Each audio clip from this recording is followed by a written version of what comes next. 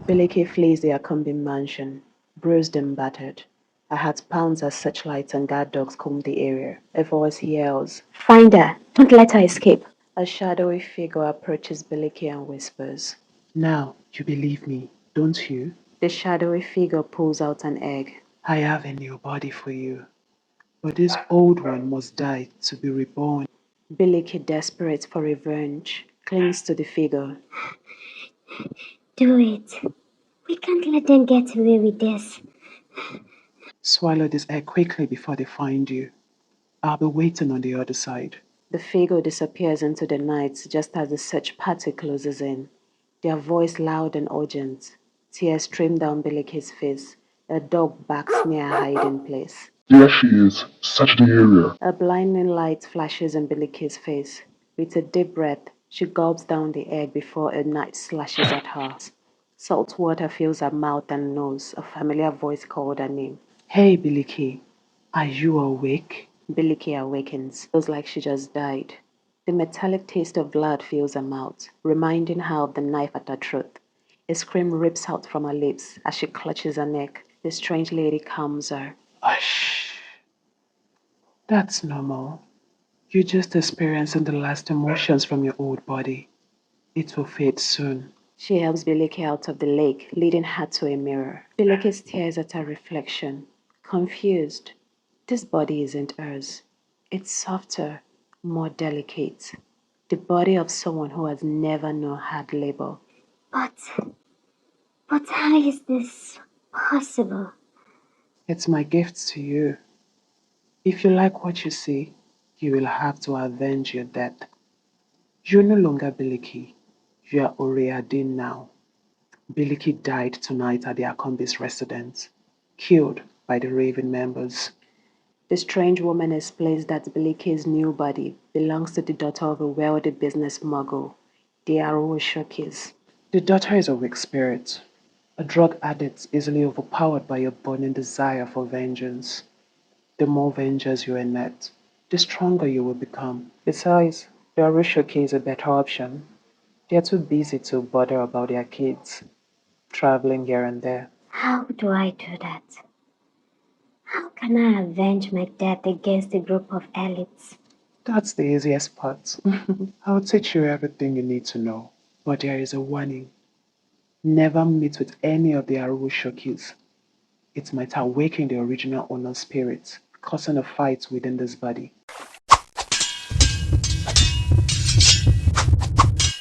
Oriade pulls up to campus in a flashy Ferrari Spider. Everyone, including lecturers, stops and stares, wondering who this newcomer is. She steps out of the car, smiles, waves at the crowd, and walks towards her building. Oriade quickly becomes the talk of the school, making friends with both students and staff. Because of her wealth, they all believe she comes from a very rich family, giving her special treatment. Lecturers sometimes let her see exam questions beforehand, and classmates takes notes for her whenever she's tired.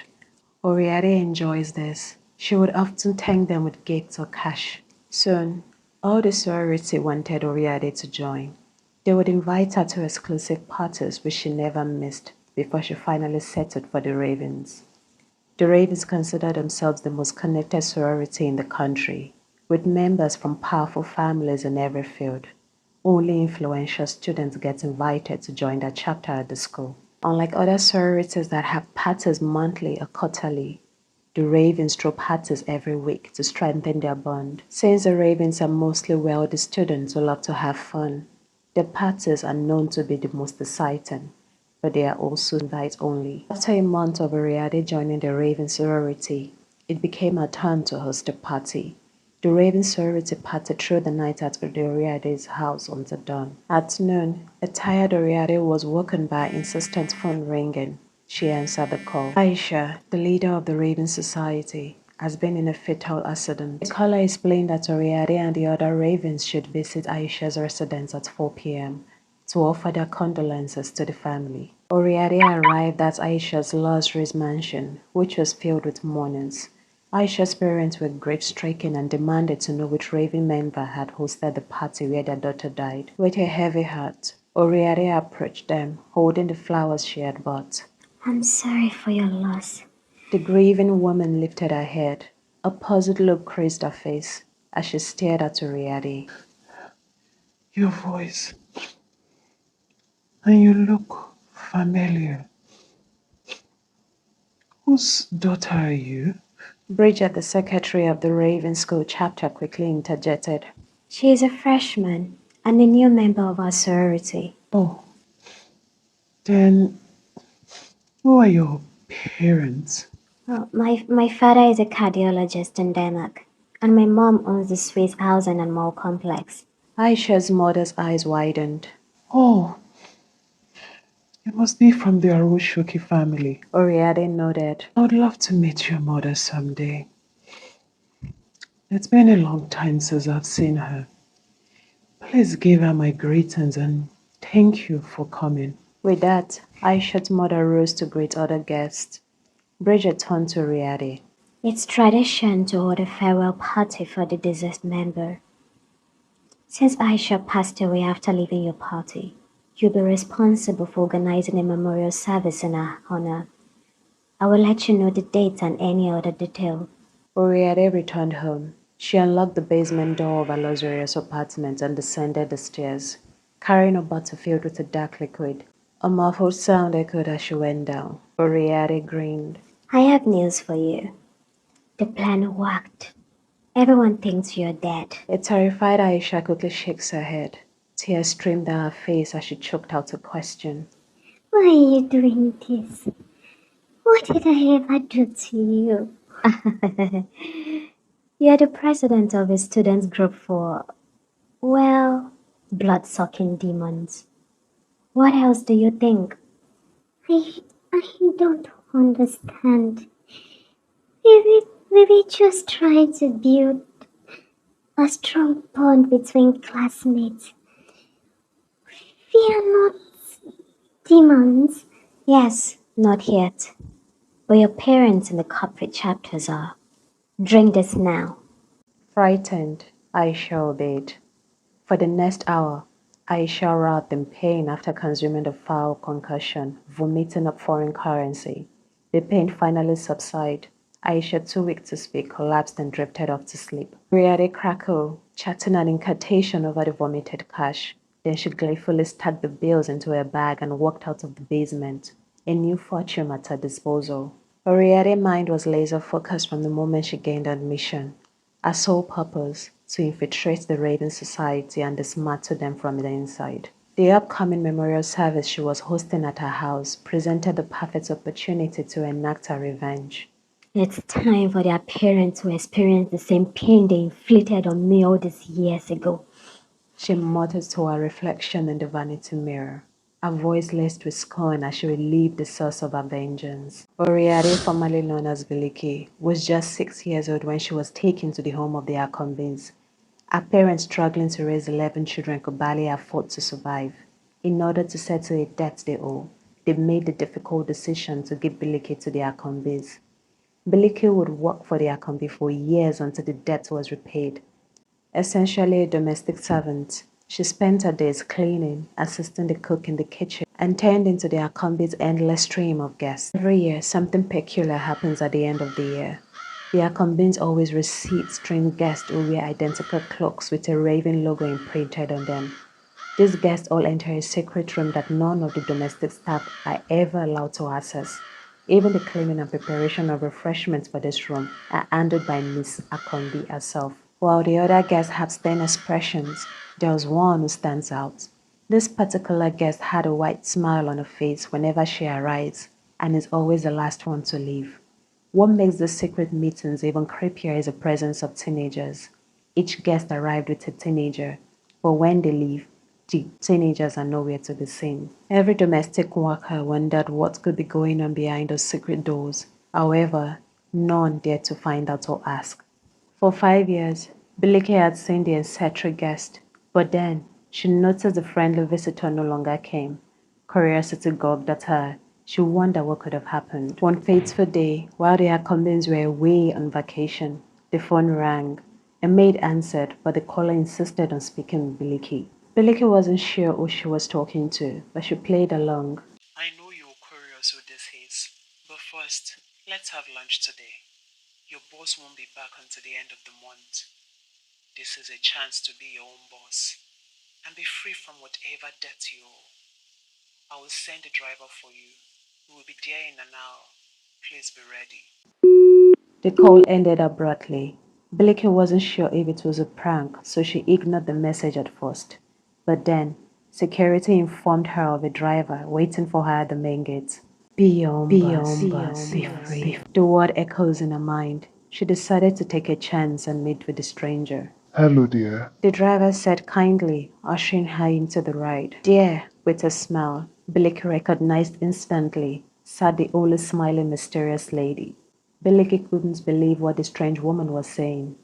Apparently, the annual secret meetings were yearly sacrifices organized by the Raven Corporation chapter. Covenants and business contracts were supposedly renewed during this ritual. The teenagers who followed them in and never returned were allegedly sacrificed to strengthen the group's bond and supposedly regain their youth. These teenagers were virgins from desperately poor families. Their parents were either heavily paid for their silence or were already deeply in debt. Biliki had sang, but she found a voice. I was brought here to be a maid, not a sacrifice. This has nothing to do with me, Ma. The strange lady laughed. You aren't any different from those people. Your family was in debt to the Akumbis and sold you off. The only thing separating you from your faith is that you haven't reached the sacrificial age yet. How do you think the rich stay rich and connected? Biliki was silent. They share dirty secrets, a bond that keeps them tied together forever. If you doubt me, here is proof. After one of the secret meetings, sneak into the hidden room. There is a Persian rug at the center. Beneath the rug, there is a doorway. Open it and take a peek. Whatever you find could make you rich forever and bring down your boss. But be warned, curiosity can be dangerous. Biliki, overwhelmed and confused by this revelation, questioned the woman. I believe you deserve a chance before your fate unfolds in 2 years. Besides, the Akambe's reign has caused too much pain. It's time for a change in power. Nobody should remain on top forever. It messes with the natural order of things. Yeah, take this phone.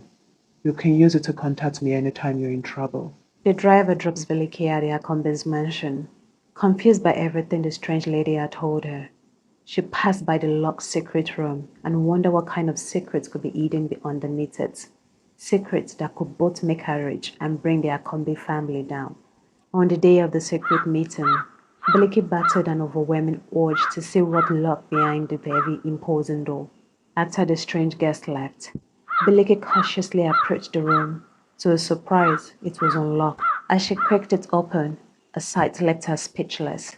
The walls were plastered with creepy sigils and symbols.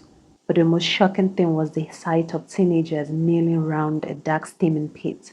One by one, as if in a trance, they began to fall into the abyss. Vicky rushed in, desperate to break their spell, but her intervention triggered a horrible screech, sending her scrambling back out of the room in terror. Just then, Miss Akombe rang the emergency bell for the domestic staff. This was a signal for everyone to drop what they were doing and gather at the main entrance. Everyone hurried towards the door except for Biliki, who couldn't hear the bell. The corridor where the secret room was located was soundproof. Biliki had rushed back to the servants' quarters to grab the phone that has been given to her. In panic, she makes a call. What's going on? Why are those girls and boys killing themselves in the room? If you saw the sacrifices, that means the members of the Raven know you are aware. They won't stop until you are dead. But I can offer you a chance to live if you obey me completely. Now run away as far as you can and hide. She instructed. Meanwhile, Miss Akombe fumed. Biliki's absence from the emergency staff call has angered her. Find that young maid dead or alive. Search every part of the house and bring her to me. She screamed. The security guards and housekeepers rushed out to obey her orders. Biliki, meantime, ran as fast and silent as she could through the mansion's flower beds. Tongues torn at her skin, but she didn't stop. She grabbed the phone and sent a frantic message. The strange lady's response arrived. Oriada's phone chimed, jolting her back to reality. The message read,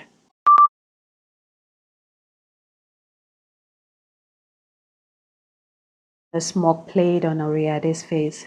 She replied, the Raven student chapter members arrived at Oriada's residence in a convoy of black SUVs honoring their late president. The party got underway, but unknown to them, the drinks had been laced with something. One by one, the members succumbed to the effect and drifted off to sleep. On Monday, after the weekend, Oriade went to school as if nothing had happened. She acted normal, even splurging on herself and giving gifts to her classmates, just like she always does. However, a carefree day was cut short. Two investigators were waiting for her in the head of department office. They called her in for questioning because the families of the Raven student chapter had reported their children missing after not hearing from them all weekend. Oriade hurried into the police station, only to be met by a frantic Miss Aroshoki. The woman rushed to embrace Oriade, her voice laced with worry. Oriade stood there confused. This must be the mother of the body she was inhabiting. She remembered the mysterious woman's warning about such meetings. Despite the situation, she managed a weak smile. She thought to herself, If I knew Miss Arashoki would be here, I would have made up an excuse. Oh my god. now the bird body she occupied was in chaos. Both spirits, hers and the original owner, seemed to be fighting for control. Through the haze, a faint voice reached her. Mom, please help me. What did you say? But Oriade just shook her head. A forced smile played on her lips. I'm sorry, Mom. My phone got stolen, so I had to get a new one. Besides, you know how hectic things are as a freshman. School's been crazy. The intrusive voice screamed out once more. Mom, I'm dying in here. I don't know who this woman is. Miss Harris shook his toppled back, her eyes narrowing at Oriade. You are not. You are not my daughter. What have you done with her? Where is she? Tears streaming down her face, she turned to the police officer. Arrest her. She knows something about the missing students. Police officers searched Oriade's residence. There, they found the missing students from the Raven student chapter unconscious and emitting a foul odor. Sadly, Aisha was dead. Miss Horoshoki threatened to retaliate against every member of the Raven Corporation if her daughter was charged for kidnapping and murder. She riled at Miss Akombi. I warned you that excommunicating Bigby, the daughter of our societal founder, would bring chaos upon us all. But your pride and foolish competition with her blinded you. You forgot her so quickly without marrying her brother. You will still be a maid in her father's house. You caused a rift in their family, leading your husband to remove her from the board of directors in their company. You've taken on more than you can handle, you leech. Now she's using our children as pawns in this ridiculous fight that should never have begun. Bingbe, dressed in a flamboyant robe, sat in the psychiatric hospital across from Oriade. She speaks. Your mother kept her promise. So I'll release you from this nightmare with Biliki, the vengeful spirit. Biliki screamed. This wasn't the deal. I'd rather keep the spirit locked in madness than set it free. Bingbe shook her head. The instructions were clear. Never see any family member. There is nothing left to do but separate you. You got your revenge. Aisha is dead, and the entire Raven corporate chapter faces murder charges. It's better you find peace now than be trapped in a body you can't control anymore. A tear rolled down Oriade's cheek. I'm sorry, Biliki. I know my parents weren't the kindest. I must have hurt you. Oh, please. Please, if you find it in your heart, forgive them and find peace. Oriade's broken spirit calmed Biliki. Speaking softly to Bingbe, she asked, Can you tell me why you choose to leave the society and help bring them down? Let's just say I am their karma, evening the score among powerful people. She takes an egg from her bag, carefully cracking it open. Slowly, she separated the yolk from the white, all the while talking about dividing two souls. Once finished, she buttered the separate egg parts in a small vial. She whispered. Sleep, child. Oriade fell asleep instantly. Bingbe then walked out of the mental institution, a smile playing on her lips.